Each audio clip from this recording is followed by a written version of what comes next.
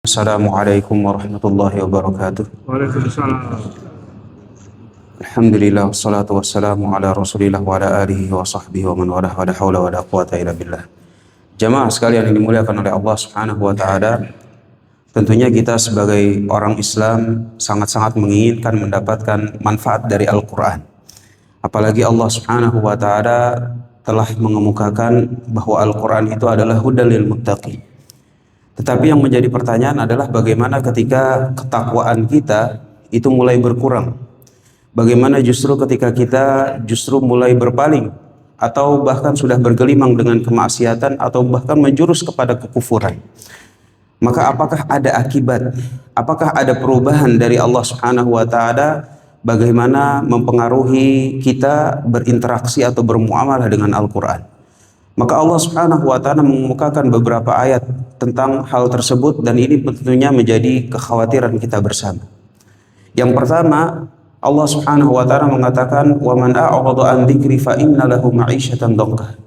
Barang siapa yang berpaling dari Al-Qur'an, maka dia akan mendapatkan kehidupan yang sempit.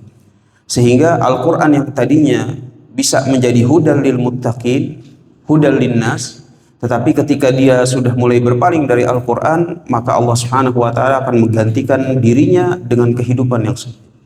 Yang kedua, Allah Subhanahu wa taala akan menambahkan kerugian kepada orang tersebut. Allah Subhanahu wa taala berfirman, "Wa nunazzilu minal Qur'ani ma huwa syifaa'un wa rahmatul lil mu'minin wa la yazidudz zalimina illa khasara."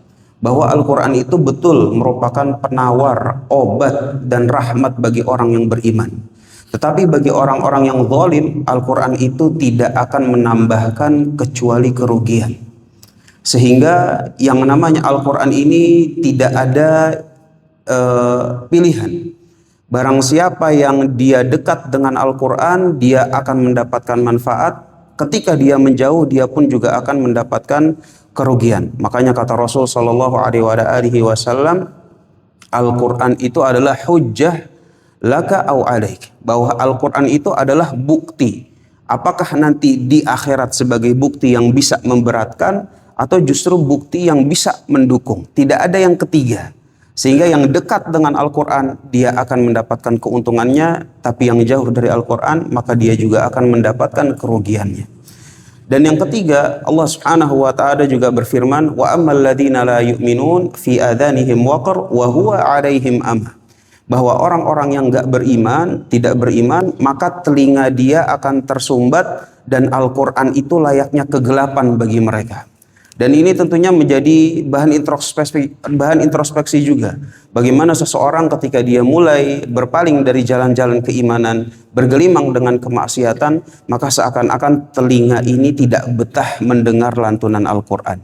Mata ini tidak bisa berlama-lama membaca dari Al-Qur'an. Sehingga Al-Qur'an yang tadinya hudal lil muttaqin, Allah Subhanahu wa taala akan rubah manfaatnya sesuai dengan kadar ketakwaan dan keimanan seorang hamba. Oleh karena itu, tentunya setelah kita berdoa kepada Allah Subhanahu wa taala agar kita semua dijadikan ahli Al-Qur'an, maka jangan pernah kita bermain-main dengan iman dan ketakwaan kita kepada Allah Subhanahu wa taala, supaya kita tidak mendapatkan salah satu atau bahkan semua dari akibat yang tadi telah Allah Subhanahu wa taala sebutkan di dalam firman-Nya Subhanahu wa taala. Wa sallallahu ala nabiyyina Muhammadin wa ala alihi wa sahbihi wasallam. Walhamdulillahirabbil alamin. Wassalamualaikum warahmatullahi wabarakatuh. Waalaikumsalam.